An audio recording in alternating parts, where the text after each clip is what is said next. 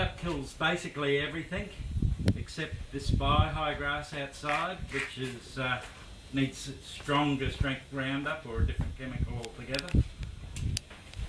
Along the fence lines you should use Roundup. Kill anything over knee height.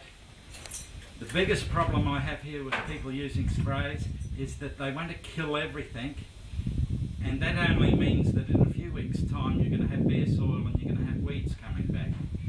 If you're spraying an area and you find it has couch grass, and if anyone doesn't know what couch is, I'll show them.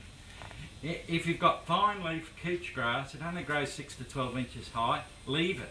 Under the fence line, it will not interfere with our fences, and it is a living mulch. People mulch their gardens to stop weeds coming up.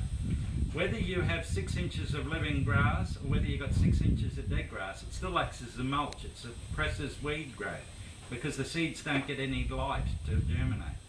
So the most important thing about spraying is don't go crazy with it. People spray and then 2 weeks later we've got more spraying to do because we've got bare patches. Okay, safety wise, Roundup and camber can affect the horses. It's usually best to keep stock away a week after spraying. Always follow manufacturer's directions. Usually they say 3 days, and that is basically because if your stock or your machinery goes across, crushes the plants, eats the plants, bends the plants, they don't absorb the poison and therefore they don't die. The best time to spray is when the plants are actively growing, which usually means 2 to 3 weeks after rain. If we spray shortly after rain or when plants are in their active growth season, you get much better kills and you can actually reduce the amount of poison you need. This applies to your home garden as well as our paddocks. Okay. Now, we've had a good downpour. Anytime from 3 weeks on, if you spray, you should kill nearly anything in the paddock. Once the plants have got high enough to produce seed, you'll still kill them. It takes a bit longer, but the trouble is while the plants are dying, and in the case of Roundup it usually takes at least a week, while the plants are dying they're dropping the next generation of weeds to come back. So the old rule of thumb, 1 year's seed equals 7 years of weeds.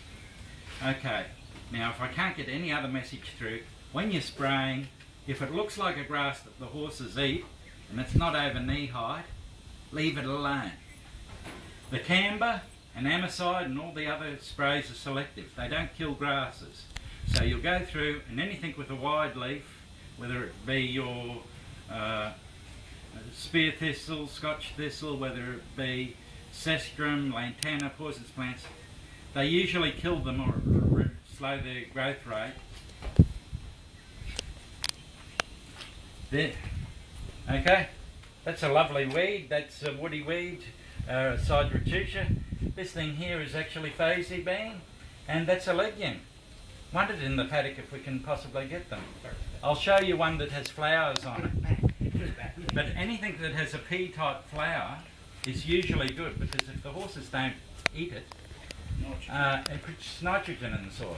And guess what? The main requirement for any decent lawn or grass growth is nitrogen. Sugarcane's grass. You put nitrogen on it. You don't need many of the other chemicals.